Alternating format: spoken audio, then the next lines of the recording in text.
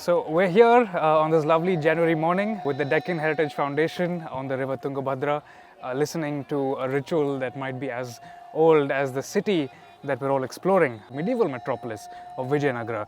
I'm Anirudh Kanisetti, this is Dr. George Michell, and let's talk a little bit about what the city may have looked like. As we're flowing down the Tungabhadra, we have to remember that this particular channel of the river was shaped by extraordinary generations of medieval engineers, and the entire urban layout that we'll see, these mandapas, these temples, were all planned to be part of one enormous sacred and secular urban program.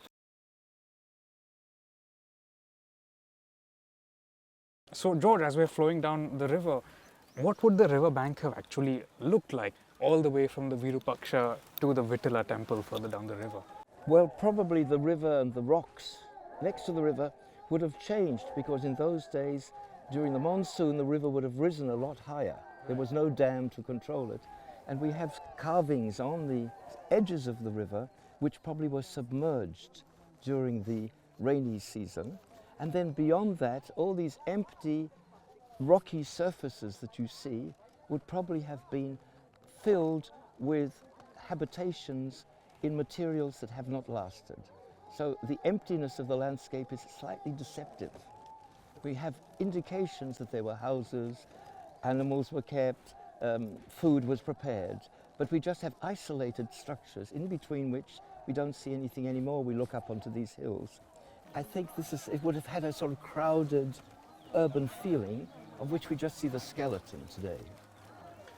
So are we talking about fisher people, washer folk, merchants, traders, priests, Yes. rituals? I also notice as we're going down that there's all these carved Shivalingas, or the base of what would have been Shivalingas. And when you mentioned the river's level would rise, I imagine that the lingas were deliberately positioned so that in a way the river would wash them as it rose in the monsoon. Absolutely. So they were bathed by the sacred river Tungabhadra. And but there is of course also images. We have one wonderful carving of Vishnu reclining on the cosmic serpent, also in one of these boulders.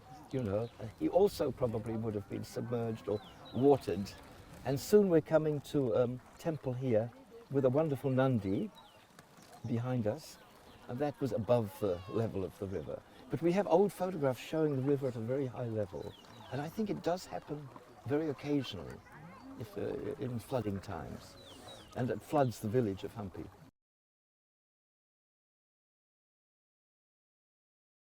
So beyond this urban riverine area, there's also multiple urban cores, if you will, or suburban regions within Vijayanagara itself. So could you tell us a little bit about them and how did they relate to the temples and the colonnaded streets that dominate our imagination of Vijayanagara today? Well, these puras, these sort of urban quarters, in this part of the site were focused on temples. We have Vittala Pura. We have Hampi, which is actually a Virupaksha Pura. We have Achyutaraya Pura. We have Krishna Pura. And each of these had a core shrine with a great temple complex, a great colonnaded street for ceremonies, and a whole apparatus of secondary structures, places, mandapas where people could stay, Brahmins could visit, merchants could stay. They were in themselves complete with tanks and water reservoirs. So that each of these is like not merely a suburban centre, but an inner core sacred centre in itself. And this multiple centres, each focused on a different deity, is a speciality of Vijayanagara. The very idea of this long colonnaded street versus the concentric prakaras that you see deeper south in India seems to be a Vijayanagara invention.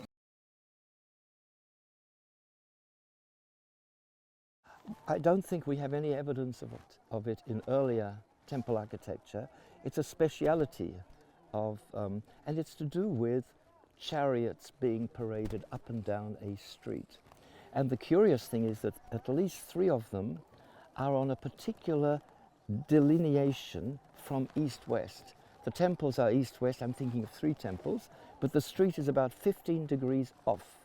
It goes at an angle, and this is not properly explained by the geography of the rocks.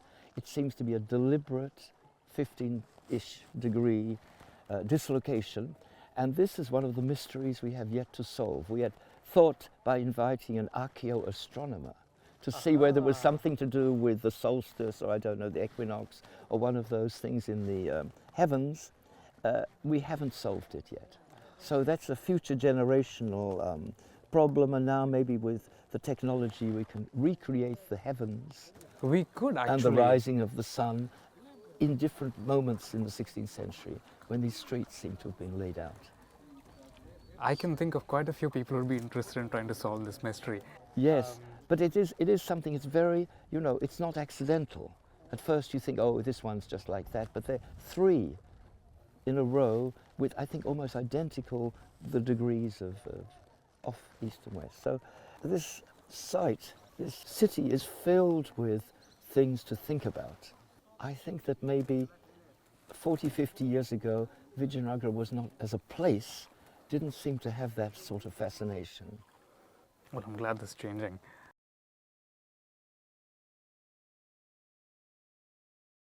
I also want to talk a little bit about the engineering of the river itself. What was the overall hydraulic plan? What was the vision? How was this relatively dry and unpopulated region of the Deccan made into one of the largest urban agglomerations on earth? The river played a huge role in this, because this is a zone, this part of the river course, the water changes height.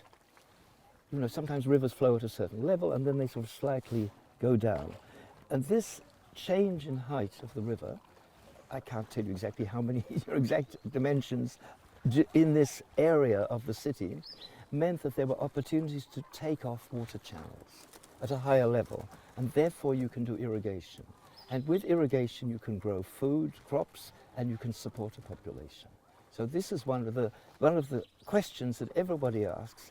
How come they made a great medieval urban metropolis in this wild landscape? One of the answers is the river and its hydraulic potential. Interesting. And I assume that the geopolitical position of the city also played a role, because it's right on the edge of the Raichur Doab. That was there, and also this huge granitic obstruction on the north side of this site meant that they would never expect invaders or threats coming from that side. So it had a sort of military fortified dimension to it.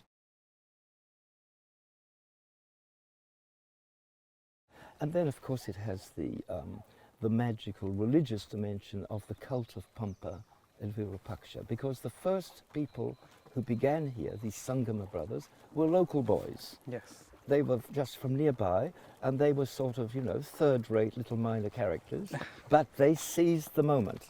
As we say historically, there was a sort of power vacuum.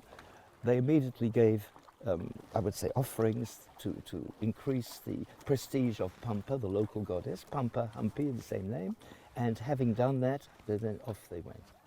And it's something that continued to be important for later generations of kings as well. When they built the Hazara Rama temple in the 15th century, they made sure, as you pointed out yesterday, to leave an inscription claiming that even though Rama had essentially emerged as a new royal god in the urban agglomeration, that the kings were still protected by the goddess Pampa. And she is the goddess, and Virupaksha, who had a history before the creation of the capital and continue to have a history afterwards. So that is the indigenous cultic association of the site. The other gods and goddesses that were brought in, for which huge temples were built, did not survive because they were perhaps royal or military, you know, they were high elite monuments of religious importance. So when those patrons disappeared, the cults disappeared.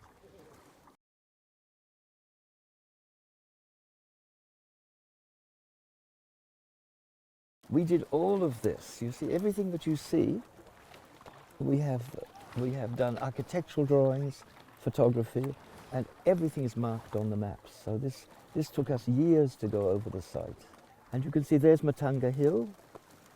Yep. Looking south, yes. And that's on axis with the Hanuman temple behind us, which is on axis with the Hazarama temple. This north-south axis goes through the site. That must have been part of the original urban plan. They designed it and position these temples deliberately to have these lines of correspondence. Well, that's what John believes. And he had this idea of landscape orientation and meaning. And this is what he brought to the study of Vijayanagara. Nobody before had even imagined to think like that. And then he found that there were all these wonderful correspondences that gave meaning to the site. It is not a regularly planned city like you have in theoretical texts like the Shastras. Right. It's not geometric. Well, you can understand it built in this landscape. How could it be? It's not on a level ground where you can do these sort of exercises. So they invented another way of giving meaning to a city. And I think it's just one of these many dimensions that we realize that these royal figures and all the people, the culture of Vijayanagara was hugely creative. That's what really strikes me about this city, is that even though it's very often seen as a conservative part that's preserving what came in the centuries before, it's actually astonishingly creative. And it responds to the moment. It takes things from the past and from other regions, it interacts with Sultanate culture, and it created something which was, you know, totally amazing. No visitor, even today, can actually quite escape the magic of the site and the whole conception of Vijayanagara. And I think this is something which we, in our project, we were able to attract the excitement of people. Yes. They responded. Well, who wouldn't respond, of course, but that's something we were interested to do.